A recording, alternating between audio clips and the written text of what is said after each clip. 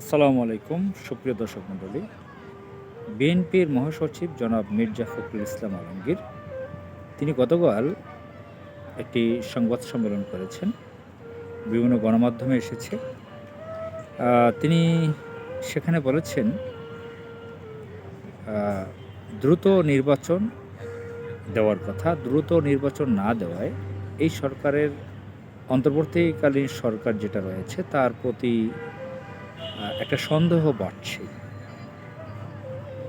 তারা ইচ্ছা করেই নির্বাচন পেছাচ্ছে, কোট আনকোট। তিনি এভাবে বোঝাতে চেয়েছেন যে বর্তমান অন্তর্বর্তীকালীন সরকার ইচ্ছা করেই সময় পেছাচ্ছে, নির্বাচনের সময় পেছাচ্ছে, অর্থাৎ তিনি এই সরকার নির্বাচন দিতে চাচ্ছে না ইত্যাদি, কোট আনকোট। তিনি খুব দ্রুত নির্বাচন আয়োজনের কথা বলছেন। এই কথা শুধু একবার নয়, তিনি এই প্রায় 5 মাস হওয়ার পথে অন্তর্বর্তীকালীন সরকারের বয়স, এর মধ্যে অনেকবার বলেছেন। এখানে সাবেক বাণিজ্য মন্ত্রী, বিএনপির স্থায়ী কমিটির সদস্য জনাব আমির খসরু মাহমুদ চৌধুরী তিনিও বলেছেন, বিএনপির অন্যান্য নেতারাও বলেছেন। তো এই যে কথাগুলো বলছেন আমাদের কাছে শুনতে ভালোই লাগে, কারণ আমরা তো বাংলাদেশে দীর্ঘ বছর নির্বাচন দেখতেছি না, ভোট দিতে পারতেছি না। আমাদের তরুণ প্রজন্ম, আমাদের তরুণ ভাই বোনেরা ভোট দিতে পারতেছে না। আমার বয়স 40 পার হয়েছে, আমরা হয়তো জীবনে একবার ভোট দেওয়ার সুযোগ পেয়েছিলাম। যাদের বয়স এখন 20-এর উপরে, 25, 26, 27, তারা অনেকে ভোট দিতে পারে না। যারা সিনিয়র সিটিজেন তারাও ভোট দিতে পারে না। গত 17.5 বছর বাংলাদেশে ভোটের আয়োজন ছিল না। 111 সরকারের সময় নির্বাচন ভোটের নামে একটা প্রহসন হয়েছিল, একটি নীল নকশা ছিল, এটা আমরা অনেকে জানি।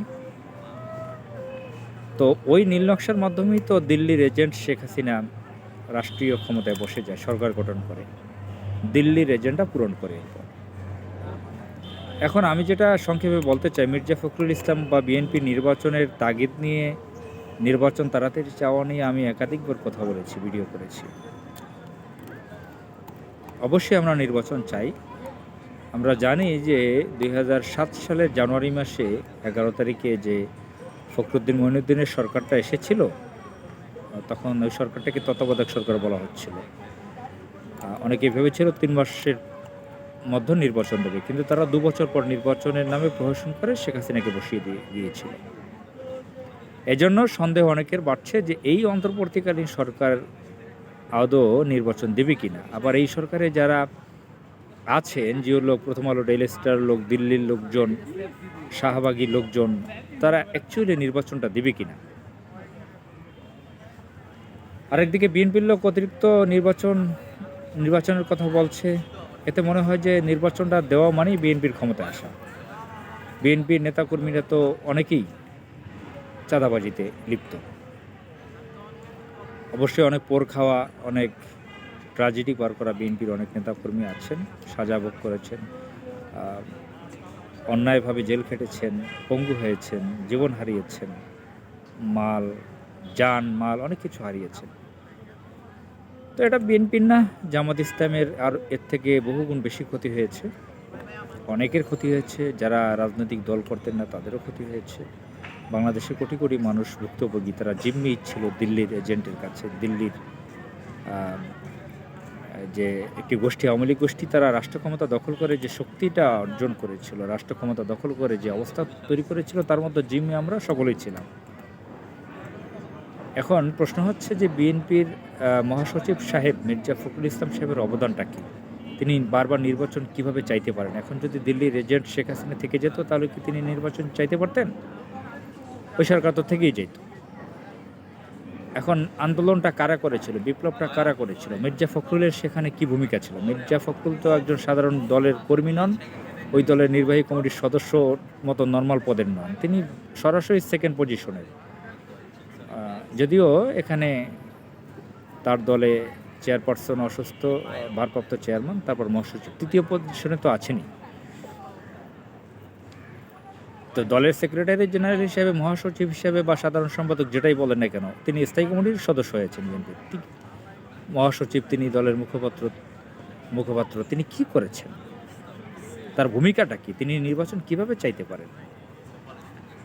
এই 15.5 বছর তার কোনো আন্দোলন দেখা গিয়েছিল? তিনি কোনো নেতৃত্ব ভালো দিতে পেরেছেন? কোনো আন্দোলন রাজপথ কাঁপাতে পেরেছিলেন? জুলাই আগস্টে তার কোনো ভালো ভূমিকা আছে? তিনি তো শুধু বলতেন ঈদের পর। আর এই 17.5 বছর বাংলাদেশের যে অগণতান্ত্রিক পরিবেশ, ডেমোক্রেসি যেখানে ধ্বংস হয়ে গেছে, এখানে যে নির্বাচন হয় নাই, রাষ্ট্র যে দিল্লির এজেন্টরা দখল করে লুটপাট করেছে, এজন্য তো মির্জা ফখরুল ইসলাম আলমগীরদের বা বিএনপির দায় আছে। সে কথা যদি বলি, আমি 2006 সালের শেষ দিকে ইয়াজউদ্দিন সরকার ফেইলর কেন হলো? বিএনপির কি এখানে দায়ী নয়? বিএনপি কিভাবে আওয়ামী লীগের চর, দিল্লির এজেন্ট ডাক্তার একিউম বদরুদ্দোজা চৌধুরী, তার মতন ইবলিসের রেপ্লিকাকে রাষ্ট্রপতি করে? 7 মাস পরে কেন সেটা নিয়ে গণ্ডগোল হয়? এবং এরপরে প্রফেসর ডক্টর ইয়াজউদ্দিনের মতন একজন অতি নরম ভদ্র ব্যক্তিকে কীভাবে প্রেসিডেন্ট করেন, যিনি যার মতো লিডারশিপ ছিল না, বিচক্ষণতা ছিল না। তিনি অবশ্যই সৎ মানুষ ছিলেন শুনেছি, ভদ্রলোক ছিলেন, শিক্ষক হিসেবে ভালো ছিলেন, অমায়িক আচরণ ছিলেন, সজ্জন প্রকৃতির ছিলেন, কিন্তু তিনি রাষ্ট্র পরিচালনার যে লিডারশিপ তার দরকার ছিল সেটা তার ছিল না। এ ধরনের নাজুক একজন ব্যক্তিকে প্রেসিডেন্ট বানালেন এবং তত্ত্বাবধায়ক সরকার প্রধান